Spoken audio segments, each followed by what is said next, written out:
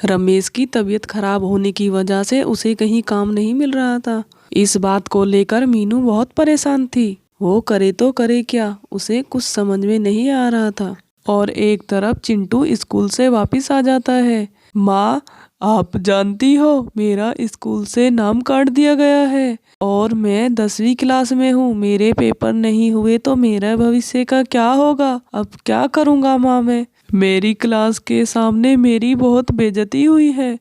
मैं बहुत शर्मिंदा हूँ। मैं करूँ तो क्या करूँ? और दूसरी तरफ बाहर से गुड्डी रोती हुई आती है। मामा, मैं बाहर जब पानी भरने गई थी तो काकी और चाची कह रहे थे, ये देखो बुढ़ी हो गई है पर इसकी कोई शादी नहीं करता, ये यहीं पर बुढ़ी हो जाएगी और इससे कौन शादी करेगा। रमेश को यह सब सुनकर बहुत दुख होता है। वो कह, अरे मीनू, तुम चिंता मत करो, मैं अपने भाई राजू से बात करूंगा। वो इतना बुरा नहीं है, वो मेरी मदद जरूर करेगा।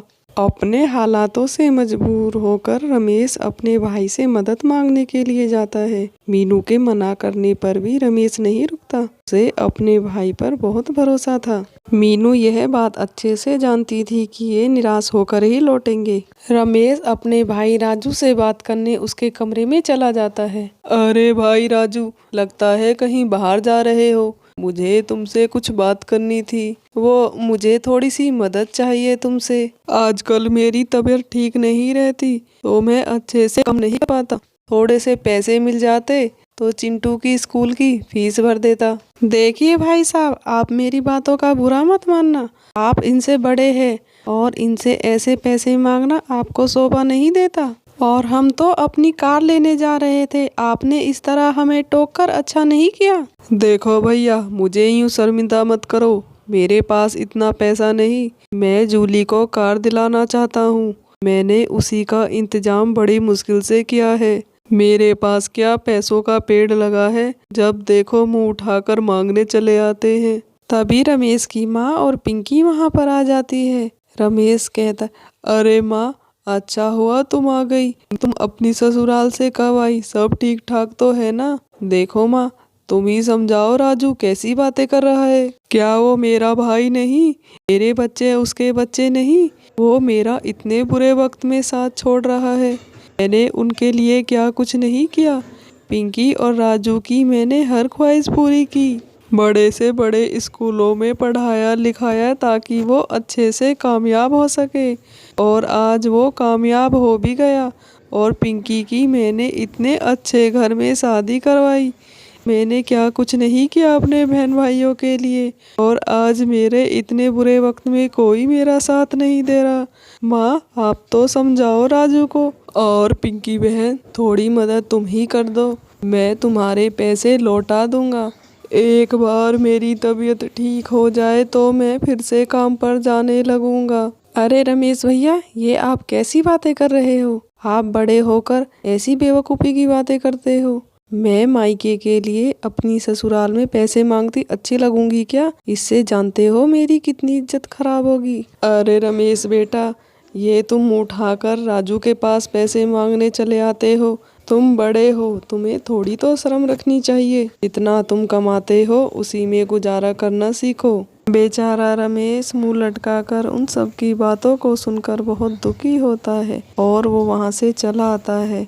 रमेश मीनू के पास जाता है। मीनू पहले से ही जानती थी कि वो हमारी एक नहीं सुनने वाले। तभी मीनू रमेश को कहती है, देखा आपने अगर उस वक्त मेरी बात मानी होती तो आज ये नौबत नहीं आती हमारी। देखो मीनू, तुम मुझे यूं ताना मत मारा करो। मैंने जो भी किया वो मेरा फर्ज था और मैं आज भी अपने बहन भाई से उतना ही प्यार करता हूँ जितना उस वक्त करता था। और आज भी अगर मुझे थोड़े से पैसे मिल जाए तो मैं सब कुछ ठीक कर दूंगा। मैं अपना खुद का काम करूंगा जिसमें मेहनत कम हो और पैसे ज़्यादा।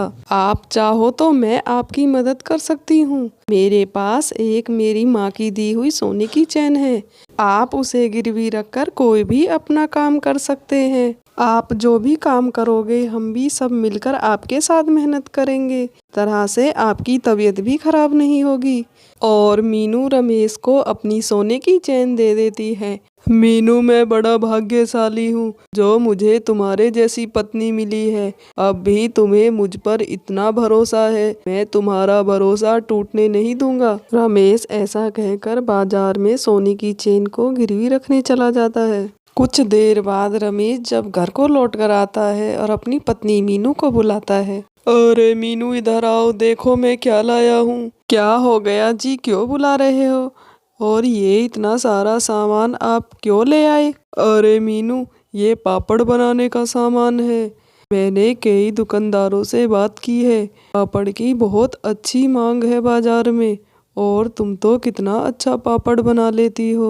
इससे हम सब मिलकर एक साथ काम कर पाएंगे और हमें अच्छे खासा मुनाफा भी मिलेगा। मीनू तो बस मेहनत करने लग गई और 2 से 3 दिन में ही गुड्डी के साथ मिलकर सारे पापड़ बना दिए। देखो जी, अब हमने सारे पापड़ बना दिए हैं। आप जाओ चिंटू के साथ इनको बेच कर आओ। अरे मीनू, तुमने तो कमाल कर दिया। इतने अच्छे पापड़ इतने कम समय में। देखना तुम्हारे पापड़ कैसे बाजार में हाथों हाथ बिकते हैं। हाँ माँ, वाकई ये पापड़ तो बहुत अच्छे हैं।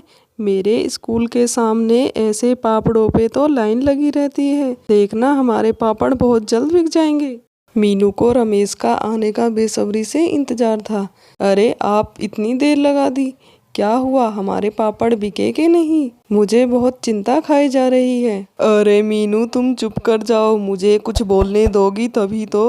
तुम्हारे पापड़ तो हाथों हाथ बिक गए और इतने सारे ऑर्डर मिले हैं कि तुम्हें पूरा करने के लिए दिन रात एक करना पड़ेगा और कुछ मजदूर भी लगाने पड़ेंगे। और ये लो रुपए, इन्हें संभाल कर रख लेना। और इस तरह देखते ही देखते मीनू के तो रंग ढंग बदल गए थे। बड़ा घर और गाड़ी, उसका तो खुशी का कोई ठिकाना ही नहीं था। सारी गरीबी दूर हो गई थी मीनू की। और दूसरी तरफ राजू की कंपनी को घाटा होने की वजह से उसकी नौकरी चली जाती है। पिंकी और राजू के बुरे दिन आ जाते हैं और अपनी माँ के साथ तो इतना बुरा बर्ताव करते हैं, उसकी तो कोई कदर ही नहीं होती। अरे पिंकी बेटा, क्यों रो रही हो? तुमने सुबह से खाना नहीं दिया मुझे, खाना बना लो। मेरे घर से चली जाओ, मनूस कहीं की। जब देखो मेरा जीना हराम कर रखा है। एक दिन राजू से मिलने उसका भाई रमेश पहुंच जाता है और उसके ऐसे रंग ढंग देखकर, अपनी माँ के साथ इस तरह का बर्ताव देखकर और राजू की गरीबी देखकर उससे रहा नहीं जाता। रमेश अपने भाई को गले से लगाता है। अरे राजू भाई, इतना सब हो गया और तुमने मुझे बताया भी नहीं, मुझे एकदम पराया कर दिया। चलो अब घर चलो। रमेश की ऐसी बातें सुनकर राजू रोने लगता है और अपनी गलतियों की माफी मांगता है। भाई मुझे माफ कर दो, मैंने तुम्हारे साथ बहुत बुरा बर्ताव किया। पिंकी भी बहुत पछताती है। भाई साहब, हमें माफ कर दो, हमें आपके बुरे वक्त में ऐसा नहीं करना चाहिए था। रमेश बेटा, मुझे माफ कर दो, मैंने तुम्हारे साथ बहुत भेदभाव किया, मुझे ऐसा नहीं करना चाहिए था। मैं राजू के मोह में अंधी हो गई थी। अरे माँ, छोड़ो ये सब बातें, मैं ये दिल पर नहीं लगाता और हम पहले की तरह प्यार से इकट्ठे रहेंगे। अंत भला तो सब भला। राजू मेरा छोटा भाई है और आप मेरी माँ, आपसे भला मेरी कैसी नाराजगी। और मेरे प्यारे दोस्तों, आपको मेरी ये कहानी कैसी लगी? हमारी कहानी अच्छी लगी हो तो लाइक और सब्सक्राइब कर ले और कमेंट कर ज़रूर बताएं और शेयर कर दें।